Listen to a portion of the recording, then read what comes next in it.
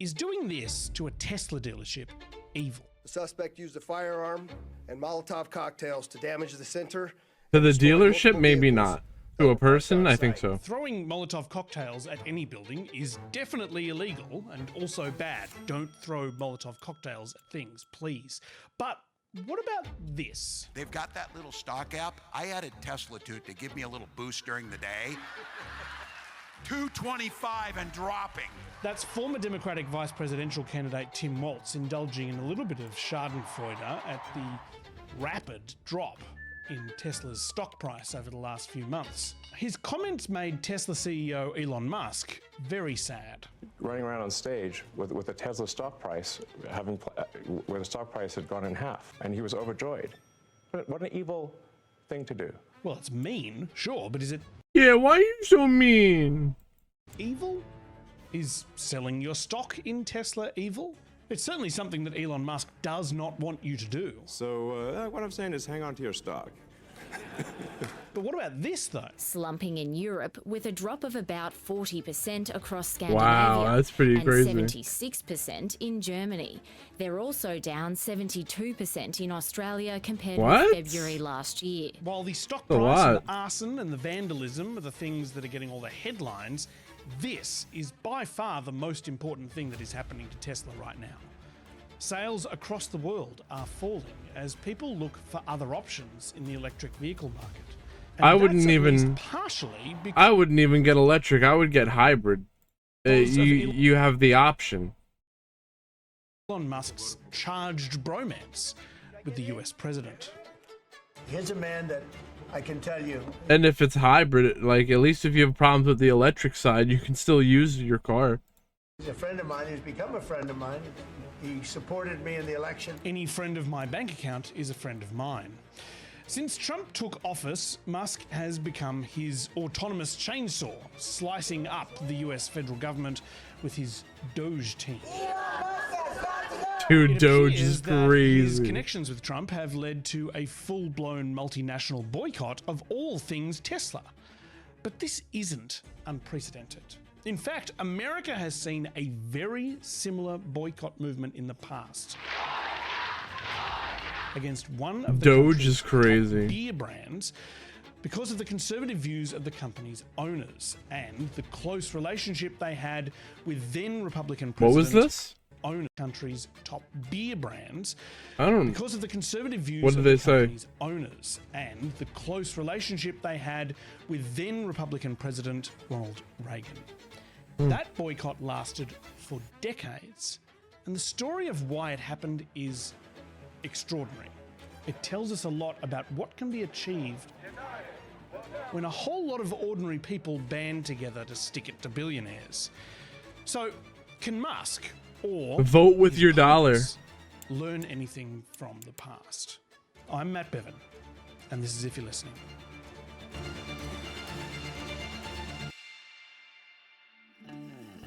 The largest brewery in the world is in the Colorado town of Golden, just outside Denver. Nestled in between the train lines and brew houses is a white 22-room historic mansion, which was built by the brewery's founder, Adolf Coors. In the drawing room of that house is a Steinway grand piano. And the reason the piano is there is because of Adolf Coors' grandson, Bill.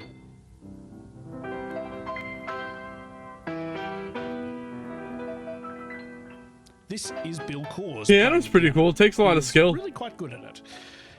Here's why. I had a bicycle accident when I was 6 years old, and I injured myself and was never allowed any kind of contact sports from that time on. Bill Coors was growing up. His big brother Ad and little brother Joe would go out and play football and baseball, but he couldn't join them. I stayed indoors and banged away at the piano. Was it his parents, or like did he hurt himself where he couldn't risk another injury? I'm sure my mother wanted me to be a concert pianist. I had a certain, I guess, talent for it. Life was tough for a family of brewers in the 1920s. It was the era of Doesn't really prohibition. matter, I guess. The US federal government had banned alcohol across the nation, so why not become a pianist?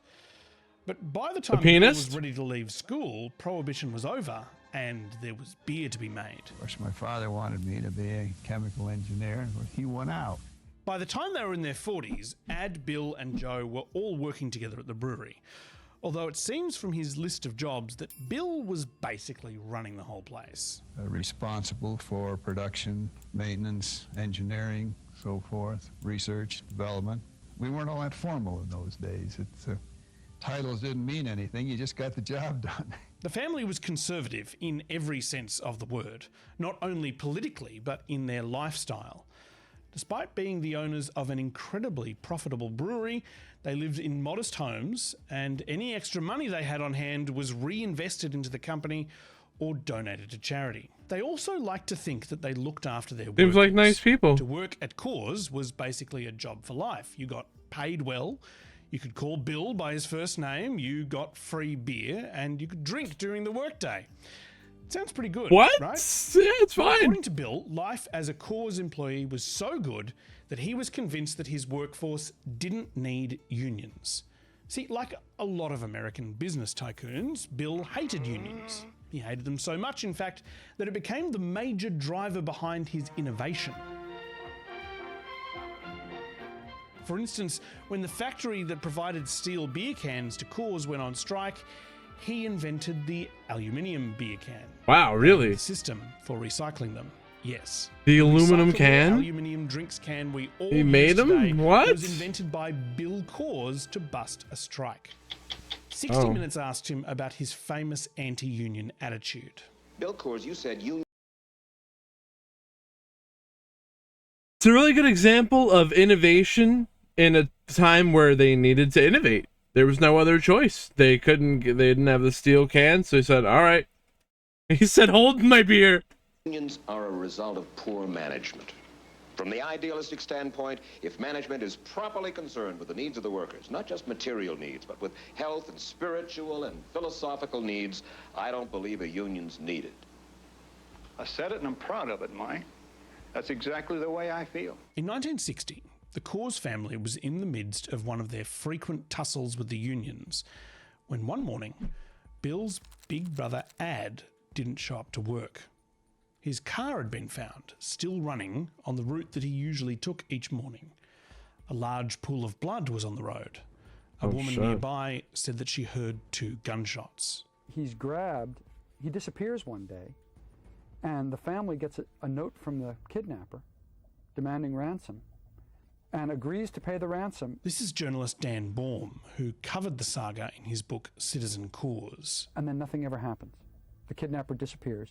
And Ad is gone. Though they didn't tell the family, the FBI investigators knew from the amount of blood on the road that Ad could not be alive. Damn. This was a murder investigation. Bill instantly suspected the unions might be behind this. It turns out that Ad was just unbelievably unlucky. The killer was just a random guy, an escaped prisoner who thought that kidnapping the heir to the Coors brewery would make him rich. His scheme was to pretend to have a broken down car and ask Ad for help. But when he pulled out his gun, Ad Coors ran for it. The would-be kidnapper shot him twice in the back, and he died right there on the road. It was quite a loss. It traumatized the whole family. I don't think we understood just how to handle it. The shock and suspicion changed Bill forever. He became obsessed with the loyalty of his workers. That's fucked up. He subjected new recruits to lie detector tests. Lyrian, what is going on? Into therapy. They ran everybody through psychiatrists in order to spy on them.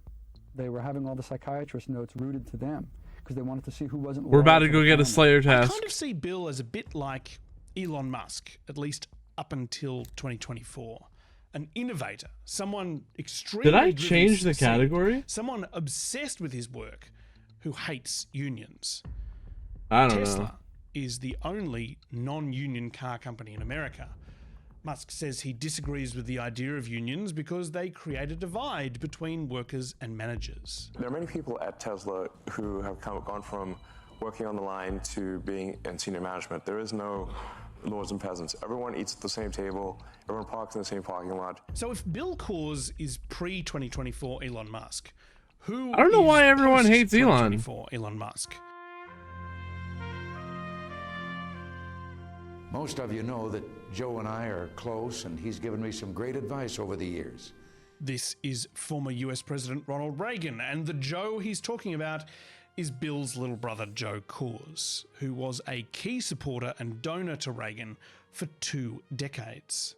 Bill said that Joe was as conservative as they come and described him as a little bit to the right of Attila the Hun. He said it was best if they didn't discuss I forgot politics. to change it.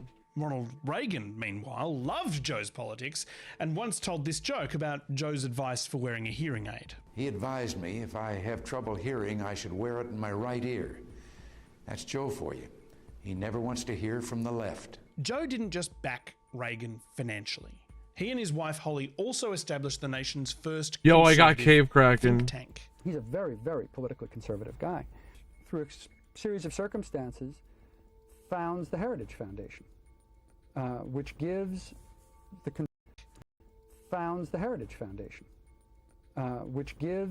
That just shows conservative you movement in the United States. how much bullshit I have to go through just for the chance to get it. And I got 195 cave cracking kills, which I can extend to 250 or something like that with the right bracelet. It's its first piece of real estate. Ever since Prohibition nearly destroyed his family's empire, Joe had passionately hated government meddling. The Heritage Foundation's mission was to get the US federal government out of everyone's lives. Joe and Holly, I won't even mention the personal debt that I owe each of you. Let me just say that no one has been more important to Heritage's success and that of the conservative movement than the two of you. So all of this conservative political activity painted a big target on the Coors family. I didn't know I was going to do that. The Coors family has been routinely denounced as racist, sexist, union bashing, and its beer products have been boycotted by organized labor, racial minorities, women, gays, students and teachers for more than a decade.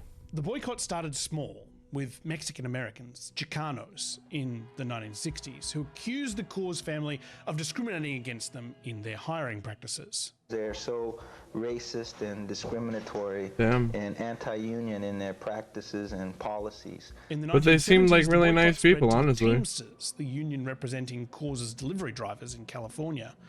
Then the San Francisco gay rights community got on board, and by 1975, there wasn't a gay bar in the state of California that would serve you a Coors. From there, it spread uncontrollably, right across the country. A rumour spread that Joe Coors had donated to the anti-gun lobby, so hunters and gun owners got involved in the boycott. And then, when the Coors company denied that rumour, the anti-gun lobby joined the boycott as well. The Coors family, a Golden, Colorado clan which established Adolph Coors Company in 1873, has a notorious reputation for founding and financing ultra-right-wing organizations and causes. In the 70s, a broad coalition of gays, Chicanos, and truck drivers all standing side by side on a picket line was extremely unusual. Why truck drivers? The strength of the boycott was in just how easy it was to participate. This Bud's for you. Buy a Budweiser instead of a Coors and you were expressing solidarity.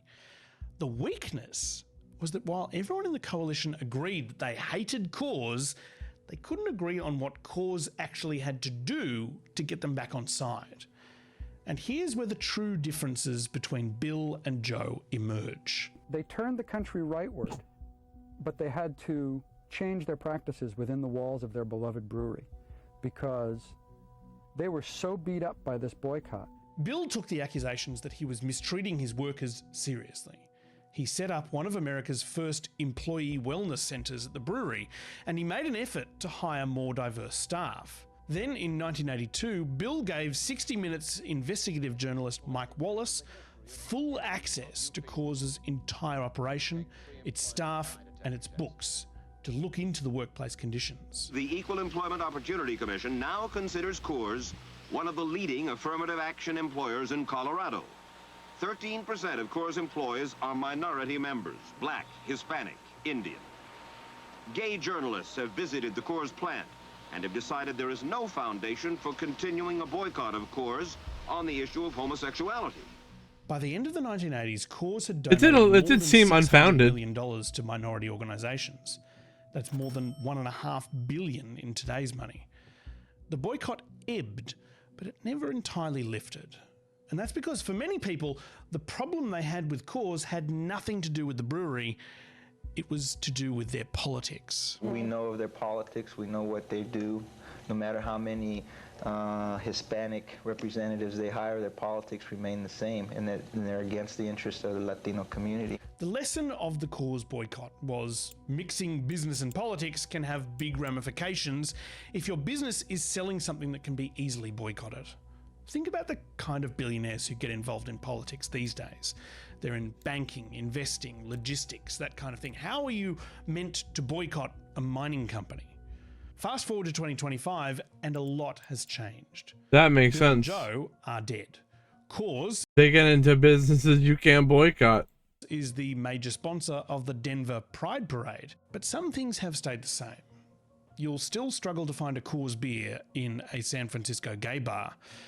And the conservative think tank that Joe Coors founded, the Heritage Foundation, they are more powerful than ever before.